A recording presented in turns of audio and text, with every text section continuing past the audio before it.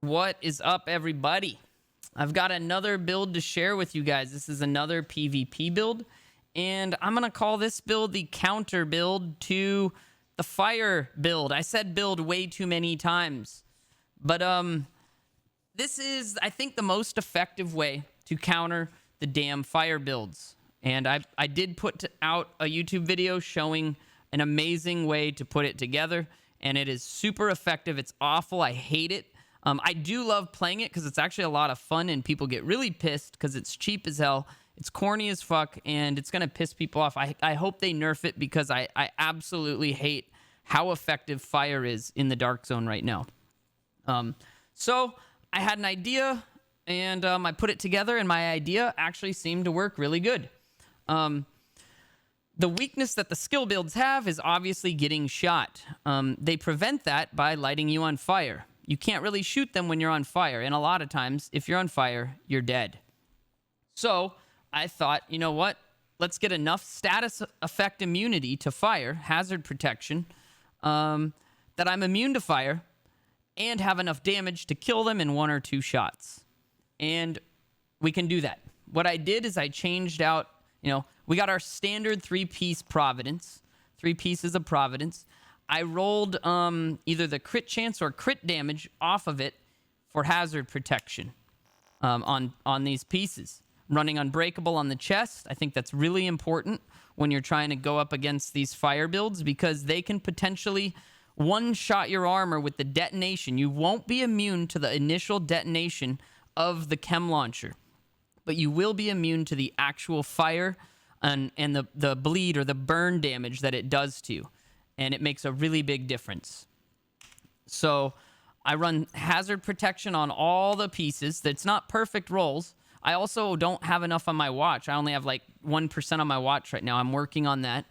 But I'm running 2-piece Seska. Instead of contractor's gloves, I put these gloves on. You don't need to run them here. You can also use 1 piece of Yawl. It's the same equivalent if you're already using a piece of Seska, which I am.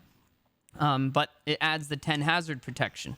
So we've got that. I'm still using Overlords. They're not the greatest, but they got rolled to hazard protection. Overlords are still really awesome for your rifle damage and your damage to targets out of cover. Holster is hazard protection. So what's really important here is to, use the broken gun, the classic M1A, with Boomerang, highly recommend, and have 60 crit chance. I have 59.4. I wish I had 0.6 more, but I don't. And as much crit damage as possible. We have 113. But most importantly, you want to have your fire hazard protection high enough. So I've been told it's 88. I've been told it's 91. I have 89.5 right now. I have 89.5. What is it called? Burn resistance. There it is. 89.5. However, I do get put on fire for a fraction of a second. I don't think it's enough to deal damage to me, and if it is, it's very minor. But currently, I get lit on fire for a fraction of a second. My friend, he has 91, and he does not. So the holster that auto-ignites you does not ignite him. For me, it'll flash a little tiny, tiny animation of fire and disappear. But it's not much. However, I would like to get this to 91. And I'm trying to find out the exact number. So what I'm doing right now is I'm saving my shade levels until I have a few. And we'll level this hazard protection up piece by piece and figure out the exact number where you become fully immune to fire. And it's somewhere really close in the next 1.5%. And we will get to the bottom of that. But try to go for 91. It might be less than 91. It might be 90.5. It might be 90. I don't really know yet. So, soon I will. As far as, your talents, it's your standard damage build, red cores everywhere. You want to have a ton of damage. You want to have as much crit chance as you can put and as much crit damage as well. So I'm running crit damage in all my mod slots. My gun is spec'd for, damage to out of cover, but it's got, crit chance on the scope and crit chance on the laser. Really important is you run Demolitionist with this build. I forgot all about that. It's really, really important. That does get you an extra 2 crit chance on your laser. But more importantly, Demolitionist comes with 20% burn resistance. If you weren't running this, you would need to, run 2 blue mods with fire resistance or another piece of y'all. And that's just a lot. You'd be sacrificing even more. And honestly, Demolitionist is a great spec. You've got group members gaining bonus damage to targets out of cover. You've got the laser that gives you 2 extra crit chance. You've got the automatic refilling of your magazine when your armor breaks. It's not a bad talent at all. It also ignores explosions every 60 seconds. So this used to be my go-to class, was, Demolitionist. And you get weapon handling, which is really good for your M1A. The weapon handling helps with your accuracy, your reticle closing faster. So it's pretty awesome. And it's strong as hell. If you crit, you can crit in the head, you can one-tap these skill guys with this build currently. 2-tap almost anyone. If you don't crit, it might take 3 shots. But it's still really, really strong. Even though I'm missing, some crit damage, I'm not missing that much, realistically. Like 40 crit damage, sure. It seems like a lot. But what's a lot worse is being lit on fire and instantly dying when you're in a red build like this. And as you can see, on the targets in the shooting range, it's still hitting for 2.3 million damage. 2.7 right there on a boomerang. I mean, normally it's a lot higher than that, obviously. But it's still really not bad. In PvP, 2 taps consistently. And 1 tap if it's in the head and it crits. It's pretty awesome. So I think I've covered everything. I mean, there's not much to this build. Your skills, here we go. Skills, these are up to you. What I like to run is an EMP pulse. I like to run the EMP pulse in case there's a hive that gets thrown down by me, or something else that's nearby. I hate them. If someone's shield, like, it might not destroy it completely, but a lot of times it does, or it fucks it up really badly. So I really like the EMP pulse a lot, and just the riot shield in general. It's not the most effective when you have, this little amount of health on it, but it's better than nothing, It's better than nothing, and it can provide you with a little bit of security.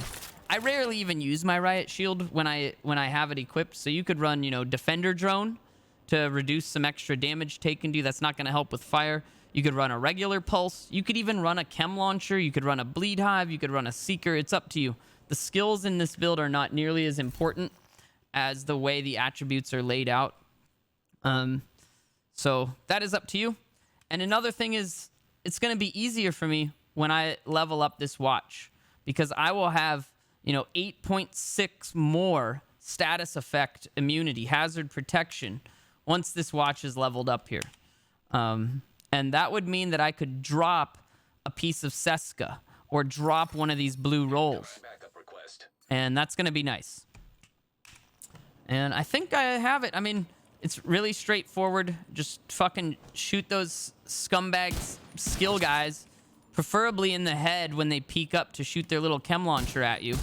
And you will probably kill them.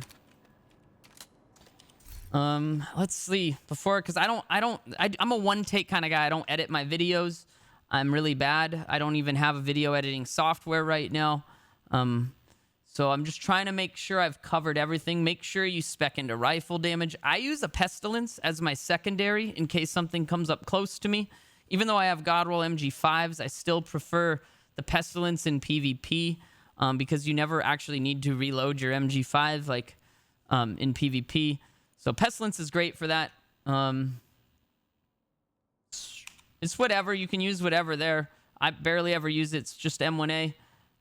And let's see. I think we got everything covered stats-wise. I sometimes forget this. Crit chance, you want 60. Sucks that I don't have it, but maybe one day. Crit damage, you want that as high as possible. Another option is if my watch was leveled up, I would either use a Grupo glove or Contractor's glove. It's, one or the other.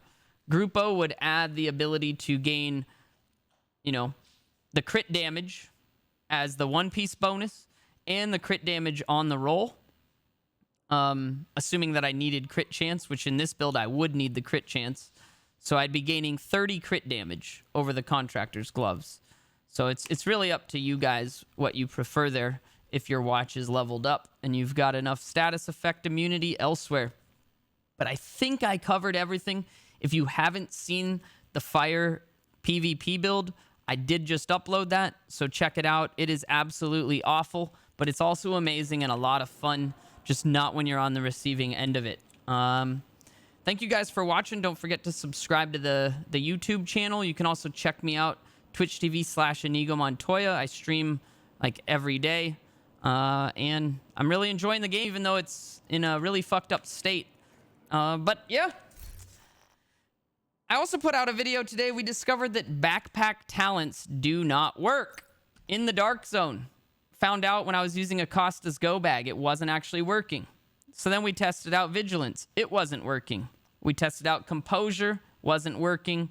Wasn't working with Concussion. Wasn't working with Unstoppable Force. It was working with Bloodsucker. It was working with Shock and Awe.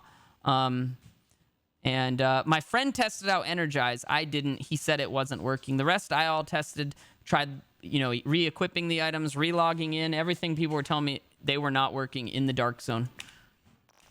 So yeah, that's another video. But thank you guys so much.